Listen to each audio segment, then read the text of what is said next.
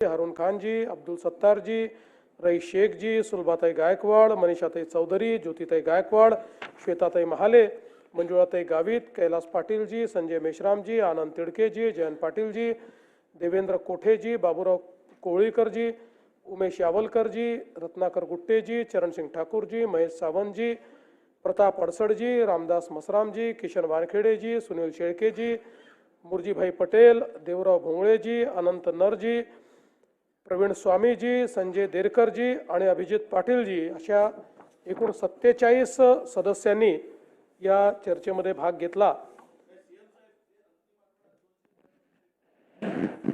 तसं मी 293तल्या मॅक्झिमम गोष्टीची उत्तरं याच्यात येतातच आहे। काही सुटली तर फक्त मला असं वाटतं पाहू आपण।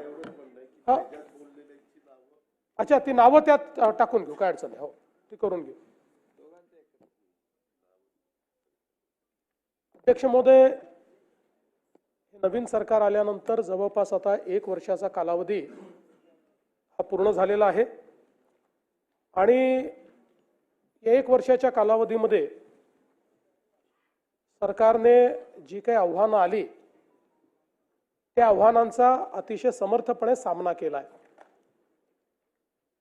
आम्ही महायुतीतले 3ही नेते या शासनामध्ये एकत्रितपणे निर्णय करतो आणि झालेले निर्णय याची अंमलबजावणी करण्याचा प्रयत्न हा सातत्याने आपण करत असतो। नुकतीच नगरपालिकेची निवडणूक झाली, आता महापालिका, जिल्हा परिषदा अशा निवडणुका पुढच्या काळामध्ये होतील। अनेक वर्ष निवडणुका न झाल्यामुळे खरं म्हणजे स्थानिक स्तरावर काम करणारे जे कार्यकर्ते आहेत त्यांच्याही मनामध्ये एक दुःख होतं, पण आता या निवडणुका सुरू झाल्यामुळे आपली लोकशाही ही खालपर्यंत पोहोचवण्याकरता आणि लोकशाहीतलं जे शेवटचं जी संस्था आहे स्थानिक स्वराज्य संस्था त्याच्या निवडणुकीच्या माध्यमातून मला विश्वास आहे की पुढच्या काळामध्ये महाराष्ट्र अतिशय गतीने काम करणार आहे। खरं म्हणजे मध्यंतरी महाराष्ट्राला खूप गोष्टी भोगाव्या लागल्या, कोविडचा काळ आला, अनेक अडचणी आल्या, अनेक स्थगिती आल्या, पण या सगळ्या गोष्टी विसरून जायच्या। कारण आता आपण ठरवलंय महाराष्ट्र आता थांबणार नाहीये, महाराष्ट्र आपल्याला पुढेच न्यायचा आहे। आणि म्हणून आपण बघा, आमचा प्रयत्न सकारात्मकतेने पुढे जाण्याचा आहे। अगदी आता नगरपालिकेच्या निवडणुका देखील आपण बघितल्या, त्यातही आम्ही विकासाचाच अजेंडा मांडला। आम्ही कुठेही कोणावर टीका केली नाही, कुठलाही राजकीय विवाद त्या ठिकाणी केला नाही, कारण आता 2035चा अमृत महोत्सवी महाराष्ट्र हा घडवण्याच्या दिशेने आपल्याला वाटचाल करायची आहे। आणि म्हणूनच याचं औचित्य साधून सभागृहातल्या दोन्ही बाजूच्या नेत्यांना माझी विनंती आहे की पुढचा काळ आपल्याकरता अत्यंत महत्त्वाचा आहे। अमृत महोत्सवाकडे जाताना रचनात्मक अशा प्रकारच्या कार्यातून आपण महाराष्ट्राला खूप वेगाने पुढे नेऊ शकतो। आपण विरोधी पक्ष आहे, सत्तारूढ पक्ष आहे, हे जरी असलं तरी आपण सगळेच महाराष्ट्राच्या हिताचा विचार करणारे लोक आहोत आणि म्हणून एकत्रितपणे महाराष्ट्राला पुढे नेण्याकरता काय करता येईल याचा विचार आपण केला पाहिजे।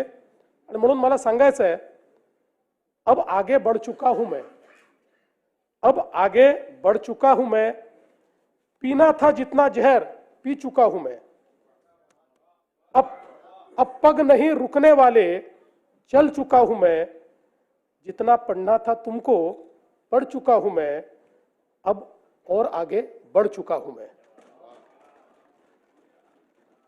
आणि म्हणून माझी विनंती आहे,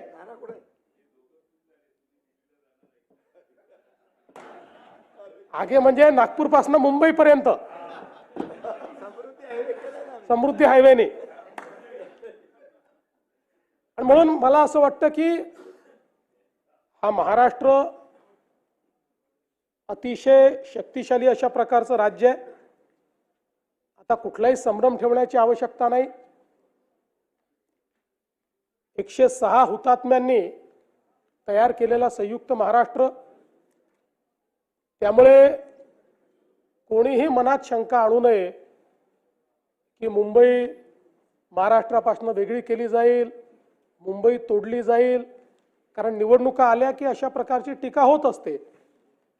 म्हणून या सभागृहामध्ये मी निश्चितपणे सांगतो की मुंबई कालही महाराष्ट्राची होती, आजही महाराष्ट्राची आहे आणि जोपर्यंत चंद्र आणि सूर्य आहे तोपर्यंत ती महाराष्ट्राचीच राहील. देश विदेशातील प्रत्येक घडामोडींचे लाईव्ह अपडेट मिळवण्यासाठी आता साम टीव्हीच्या सर्व सोशल मीडिया प्लॅटफॉर्मला लाईक, फॉलो आणि सबस्क्राईब करा. तसंच सर्व नोटिफिकेशनसाठी बेल आयकॉन प्रेस करायला विसरू नका.